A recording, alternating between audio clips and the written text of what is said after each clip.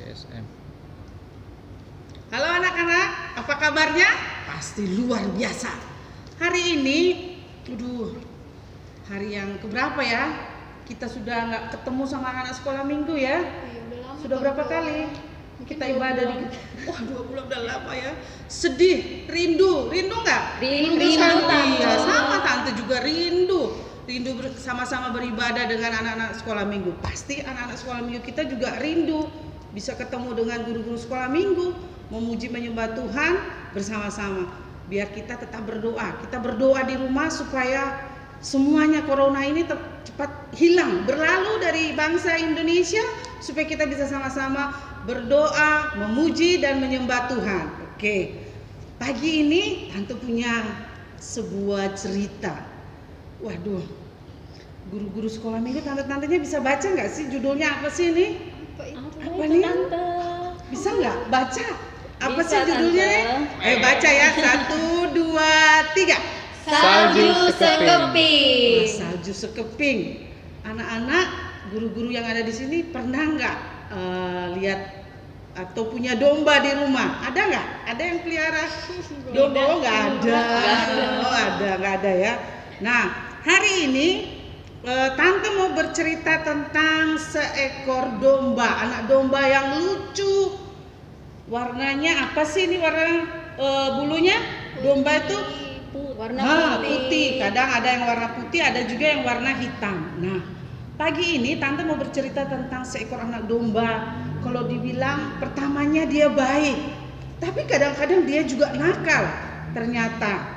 Nah, pagi ini kita akan mendengarkan cerita tentang salju sekeping. Suatu pagi, salju sekeping ini dia keluar dari kandangnya.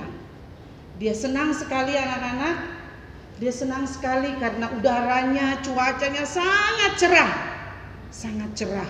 Dia lari ke sana kemari. Dia lihat, wow, ada begitu banyak domba-domba yang lain juga.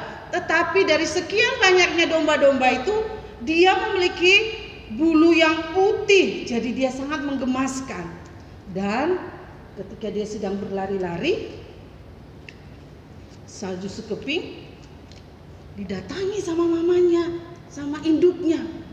Terus dia bilang begini, dia bertanya sama mamanya, kenapa sih aku dinamakan salju sekeping? Terus kata mamanya bilang begini, karena kamu adalah domba yang baik, kamu domba yang lucu, kamu domba yang luar biasa, kamu seperti salju yang turun waktu musim dingin. Jadi kamu dinamakan salju sekeping. Wow, dia senang sekali anak-anak. Dia senang sekali karena dia mempunyai nama salju sekeping. Ketika setelah dia berada dengan induknya, dia mulai lagi berlari-lari. Dia mulai berlari-lari ke sana kemari. Dia mulai mempersiapkan diri karena dia tahu bahwa sebentar lagi gembalanya akan datang untuk membawa mereka semua pergi ke satu padang rumput yang hijau untuk makan rumput di sana. Nah, salju sekeping ini dia tidak sabar nih, lihat. Dia sudah lari. Coba semua lihat, dia sudah lari duluan. Sudah lari duluan ke sana kemari, dia nggak bisa diam. Memang salju sekeping ini domba yang sangat lincah, dia lari ke sana kemari. Dia bilang, "Wah, aku harus duluan sebelum yang lain, domba-domba yang lain, yang domba-domba yang sudah tua-tua itu mendahului aku akan duluan," katanya gitu. Kemudian setelah keadaan sudah ini, kandangnya sudah dibuka, dia mulai lari duluan anak-anak. Dia lari duluan, dia lari secepat mungkin. Dia bilang, aku harus duluan, aku harus mendapatkan rumput yang hijau supaya aku kenyang duluan. Katanya sekeping seperti itu. Aku harus duluan, lari. Dia lari sekencang-kencangnya. Dia meninggalkan domba-domba yang sudah tua di belakang. Dia berpikir begini, kenapa itu domba-domba yang sudah tua itu bodoh? Mereka pelamban, mereka jalan di belakangnya gembala itu. Kalau aku bisa lari secepat mungkin. Dia tidak tahu, si salju sekeping ini tidak tahu ada bahaya di depannya. Terus gembalanya ini terus mengingatkan dia, memanggil, salju sekeping, jangan jauh-jauh, kamu harus ada di kumpulan domba-domba ini. Dia bilang, tenang, aku bisa jaga diri. Dia nggak tahu anak-anak kalau di depannya dia itu ada bahaya. Dia nggak tahu kalau di depan itu ada binatang buas yang bisa kapan saja menerkam dia. Nah, ketika salju sekeping ini, dia sedang asik makan rumput. Dia sudah mulai jauh dari kumpulan domba-domba yang lain. Dia sudah mulai jauh dari gembalanya. Tiba-tiba ada seekor apa ini? Harimau ini mendekati salju sekeping. Dia tahu, harimau tahu, wah ada seekor domba, anak domba yang tambun. Kalau dimakan pasti lezat sekali. Salju sekeping dia tidak tahu.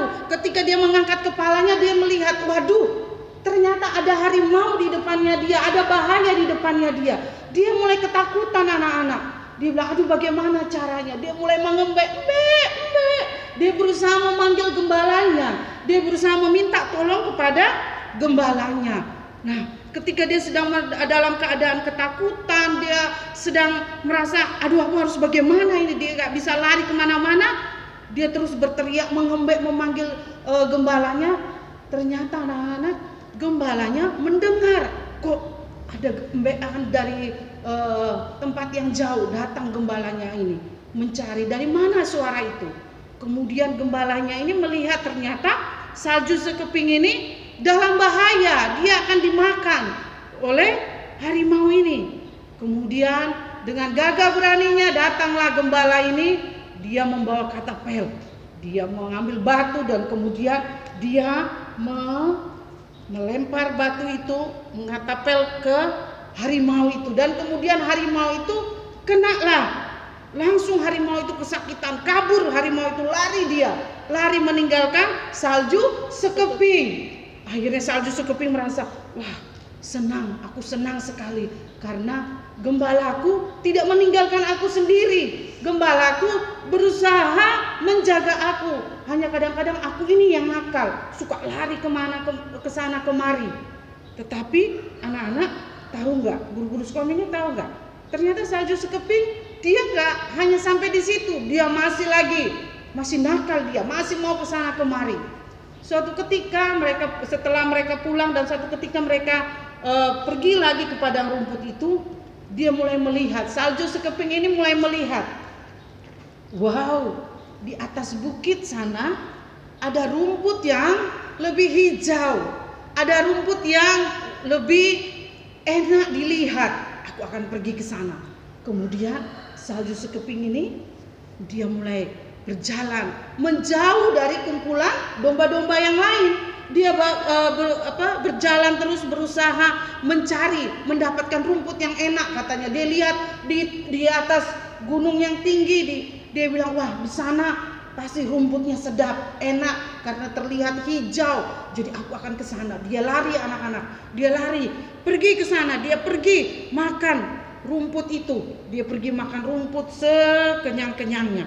Dia makan sekenyang-kenyangnya. Dia bilang aku harus habiskan. Dia makan terus anak-anak. Dia makan terus sampai dia tidak lihat waktu. Waktunya sudah hampir sore. Padahal gembalanya sudah memanggil-manggil dia, sudah memanggil domba-domba yang lain untuk kembali ke kandangnya. Gembalanya sudah memanggil dia, tetapi dia tidak mendengarkan karena si salju sekeping ini sudah mulai jauh. Gembalanya sudah mulai memanggil dia untuk kembali ke kandangnya, tetapi dia tidak mendengarnya anak-anak. Dia tidak mendengarnya karena dia asik makan rumput-rumput yang hijau itu. Dia terus makan.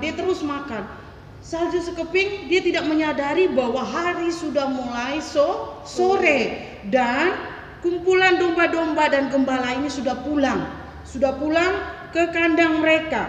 Mereka sudah pulang ke sana. Nah, tersesatlah salju sekeping ini. Dia tidak tahu dia harus pulang menuju ke rumah melewati jalan yang mana. Dia bingung anak-anak. Dia bingung terus, kemudian dia mulai ingat ibunya. Kalau aku dengar dengan gembalaku, pasti aku tidak akan tersesat seperti ini. Pasti aku akan pulang, aku akan ada di rumah, aku akan ada bersama-sama dengan ibuku, induknya. Pasti aku akan dipeluknya. Karena anak-anak tahu enggak? Ketika salju sekeping ini sedang sendiri, salju pada waktu itu musim dingin, jadi salju itu sudah mulai turun. Dia mulai rasa kedinginan anak-anak. Dia bilang, aduh bagaimana ini? Dia mulai rasa takut, dia mulai rasa sedih. Bagaimana ini caranya supaya aku kembali, aku bisa pulang ke tempat ibuku. Dia sedih sekali anak-anak. Dia sedih sekali. Salju sekeping, dia sendiri di situ. Dia nggak tahu. Dia berjalan terus. Ketika dia berjalan, ternyata dia sudah ada di ujung jurang. Dia hampir jatuh. Dia mulai dia lihat ke bawah. Waduh, jurangnya sangat dalam sekali. Dia bilang, aduh bagaimana caranya ya supaya aku bisa pulang kembali. Dia berusaha mencari cara, tetapi dia selalu tersesat. Dalam keadaan seperti itu, salju sekeping sudah mulai kedinginan. Dia mulai ketakutan anak-anak. Dia bilang, aduh bagaimana caranya? Mungkin sepertinya aku akan mati di tempat ini karena tidak ada yang menolong. Kemudian dia terus mengembek. Dia minta tolong, mengembek. Dia mencari pertolongan. Dia mulai membayangkan ketika dia ada di rumah, ketika dia ada di kandangnya, pasti dia akan merasa nyaman. Dia ingat ketika mereka masuk, sebelum mereka masuk ke kandangnya, pasti gembalanya akan menghitung setiap domba-domba yang ada. Ketika gembalanya menghitung 1, 2, 3 sampai 99, ternyata kurang 1. Di mana ini? Salju sekeping berpikir, pasti gembalanya tidak akan peduli, tidak akan mencari dia. Kemudian dalam keadaan yang lemah, dalam keadaan kedinginan, dalam keadaan ketakutan, salju sekeping dia jatuh di semak-semak, di dahan-dahan yang banyak durinya.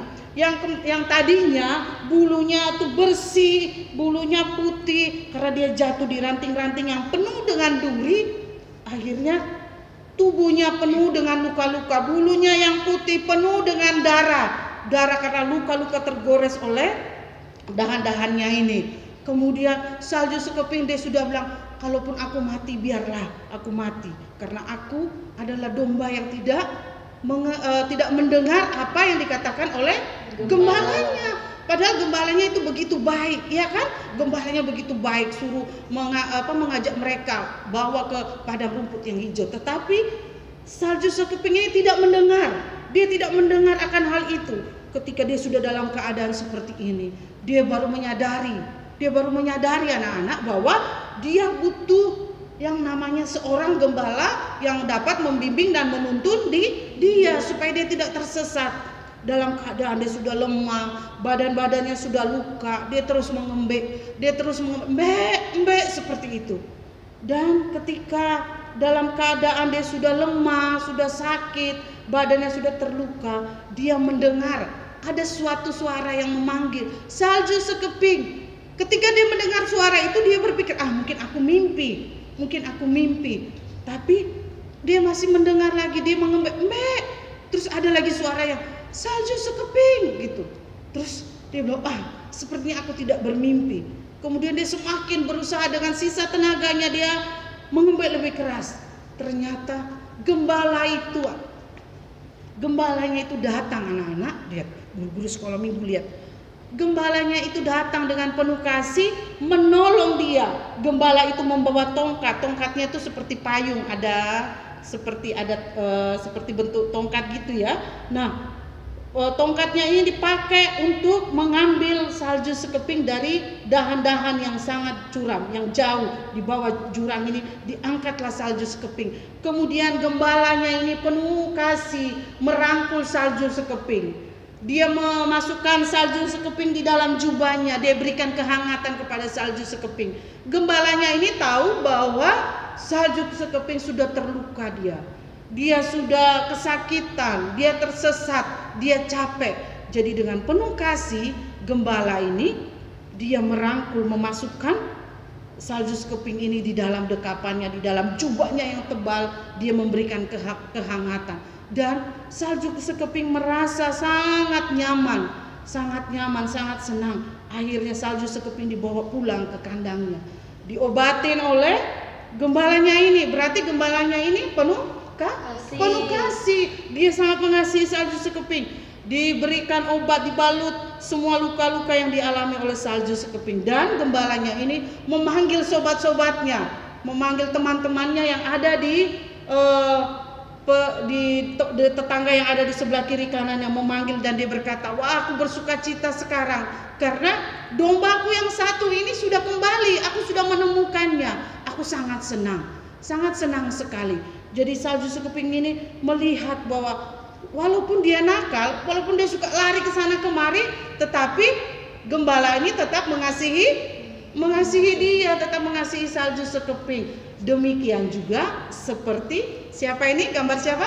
Tuhan Yesus. Tuhan Yesus tetap mengasihi kita semua sekalipun. Pernah nggak tante-tante melakukan dosa? Pernah. Tapi Tuhan Yesus tetap mengasihi kita, tetap menerima kita, merangkul kita, mengasihi kita dan menyayangi kita, mengasihi kita. Ketika dia mati di kayu salib, itu tandanya bahwa Tuhan Yesus mengasihi kita semua. Nah, sekarang tante mau tanya, siapa yang mau jadi seperti salju sekeping? Ada tante-tante yang mau jadi seperti salju sekeping? Mau? Jangan ya. Tapi kita harus menjadi domba yang baik. Nah, ada ayat hafalan anak-anak sekolah minggu GPD Elsade dan semua anak-anak sekolah minggu yang menyaksikan cerita ini.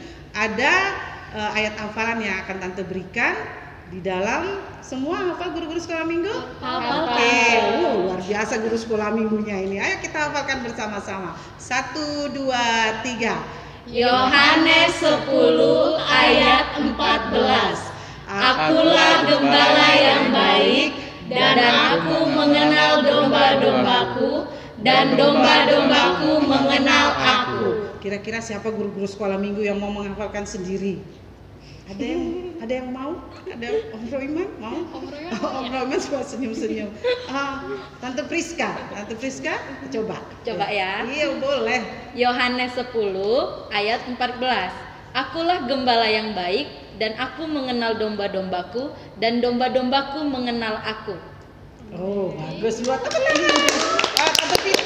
Tante Pita apa? Kayak bisa dong Tante. Oh ya, ayo Tante Pita. Ayat hafalan kita ada di Yohanes 10 ayat 14. Akulah gembala yang baik, dan aku mengenal domba-dombaku, dan domba-dombaku mengenal aku. Oh, tepuk tangan buat Tante Pita. Om Roiman apa? Wah, Om Roiman ini sepertinya domba yang apa? Seperti salju sekeping. Jadi Om Roiman harus menghafalkan di rumah ya. Oke, demikian cerita tante hari ini. Semoga bisa menjadi berkat buat anak-anak semua yang ada di rumah. Mari kita berdoa. Tuhan Yesus, kami mengucap syukur buat hari ini. Terima kasih buat kebenaran firman-Mu yang sudah kami dengarkan melalui cerita salju sekeping. Tolong kami semua anak-anak sekolah minggu untuk menjadi domba-domba yang baik, untuk mengasihi Tuhan dan mendengarkan apa yang Tuhan mau untuk kami lakukan di dalam kehidupan kami. Pakai kehidupan semua anak-anak sekolah minggu di masa kecil mereka untuk menjadi berkat, menjadi anak yang taat dan dengar-dengaran. Berkati semua anak-anak sekolah minggu dimanapun mereka berada di hari ini Tuhan. Biarlah berkat dan kasih-Mu menyertai, melindungi mereka selalu Tuhan. Ini doa kami di dalam nama Tuhan Yesus kami berdoa dan mengucap syukur. Haleluya. Amin. Dadah.